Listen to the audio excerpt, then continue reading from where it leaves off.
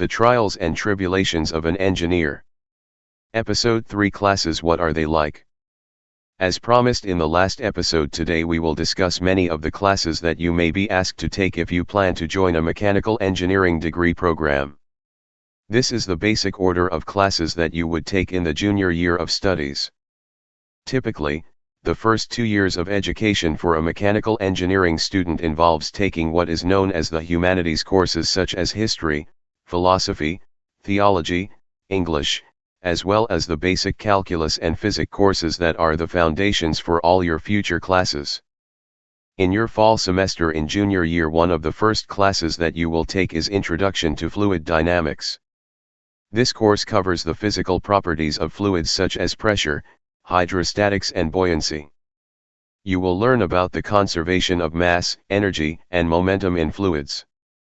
In essence, you will learn how fluids flow through pipes, boundary layers, and open systems. The next class is in Engineering Design and Graphics, where you learn how to communicate ideas through graphic language to create products and services. Here students learn basic and advanced drafting techniques including freehand and computer-aided design, otherwise known as CAD. This is the class where you get to learn how to communicate your ideas for physical products onto paper or computers so that others can visualize the thoughts in your head and build what you envision. Thermodynamics is a very important course that I wish I did better in when I was a student. Many mechanical engineers in the Northeast become heating, ventilation, and air conditioning engineers, and this course is one of the building blocks for that profession. The student would learn the concepts of temperature, internal energy, heat, entropy, and the thermodynamic potentials. Additionally, the students would learn the applications of thermodynamic concepts such as heat engines, the expansion of gases, and changes of phase are considered. Dynamic systems is a course used to study a variety of systems, including vehicle behavior, electromechanics, and human locomotion. Dynamic systems are often explained through mathematical formulation, such as ordinary differential equations.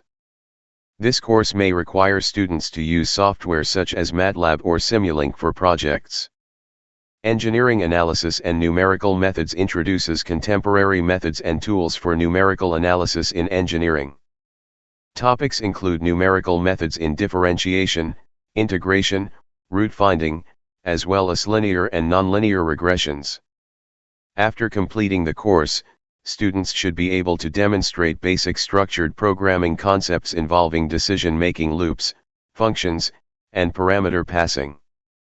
Additionally, you would learn common numerical methods used in engineering analysis, estimate the amount of error inherent in different numerical methods, and convergence properties of different numerical methods. In the spring semester of your junior year, you may take the following courses.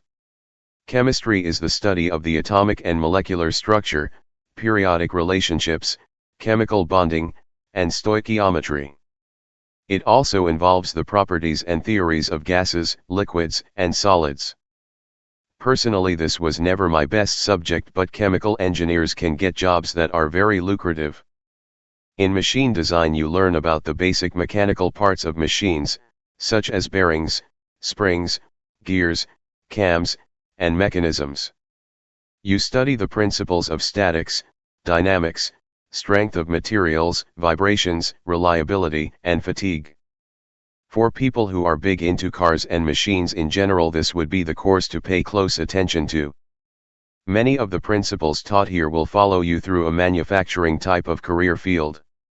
Heat transfer courses teach students about the exchange of thermal energy between materials due to temperature differences. They cover the physical mechanisms of heat transfer, as well as techniques for analyzing heat transfer in engineering systems. Topics typically include conduction, convection, and radiation. This course is highly important for any of you going into the heating, ventilation, and air conditioning career field, otherwise known as HVAC. The final course for the spring semester may be Manufacturing Processes, and it typically covers the fundamentals of manufacturing systems and processes, including drawing, forging, rolling, and bending. You also learn about the importance of quality control and production planning. People who are interested in industrial engineering would benefit from this course. Look at you, you finally made it, It's your senior year. Do you think it gets easier? Not necessarily. Here are some courses that you may take in your fall semester. Material science shows that the behavior of materials is directly linked to their fundamental structures, and how structures and hence properties may be altered through processing. Properties, processing, design and environmental protection and degradation would be discussed. Mechanical engineering design integrates the development of new technologies in a variety of fields: energy conversion, solar energy utilization, environmental control, prosthetics, transportation, manufacturing, and new materials development, with the practice of understanding humans, their surrounding contexts and systems, and designing alternative futures. Personally, I found this course to be very beneficial because it was hands-on, and instead of studying theory all day, you get to build things for a specific purpose. Engineering Economy is a course that teaches students how to use economic theory and decision-making techniques to evaluate engineering projects. Students learn how to analyze the costs, benefits, and risks of engineering decisions, and how to make wise decisions based on those analyses. In the course named Analysis of HVAC Systems, you solve engineering problems in defining building heating and cooling loads, air and liquid distribution systems, and thermal storage systems.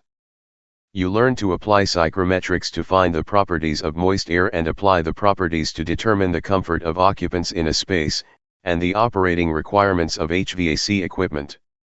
In addition, you learn to describe different types of HVAC equipment and match them to their application.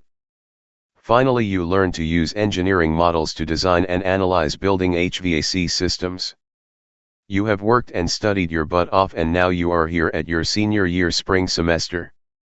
Does it get easier? Listen to the course descriptions below to find out. Solid mechanics involves the study of stress and strain caused by various loadings, axial force, torque, moment, and shear force. This is actually a prerequisite course that I should have taken in sophomore year, but thankfully they make exceptions for transfer students and I was able to take this course later on. Thermal fluid system design involves the application of basic heat transfer and fluid flow concepts to design of thermal fluid systems. There is an emphasis on design theory and methodology that involves design experience in thermal fluid areas such as piping systems, heat exchangers, HVAC, and energy systems. Internal combustion engines courses cover the design and operation of engines, including topics such as thermodynamics, combustion, heat transfer, friction, fuel properties, performance, efficiency, and environmental impact. This is another course custom built for the car junkies among us. Computer-aided design is an introduction to design. Topics included are sketching, orthographic projection, descriptive geometry, dimensioning, section views, auxiliary views, primary and secondary views, threads, fasteners, and production drawings. I enjoyed this course because it involved creating 3D models. Finally, we have the fundamentals of engineering exam prep. This course is very important if you want to get the first step in your professional engineering license, which is when they call you an engineer in training. Imagine if someone gave you a 4-hour test that involved everything you learned in the last 2 years. It is pretty tough. The course descriptions took longer than I would have liked, but I feel it is important to anyone looking into studying in this field to know what you would be learning. If you found this information helpful, please consider clicking the like button and subscribing. Till the next time.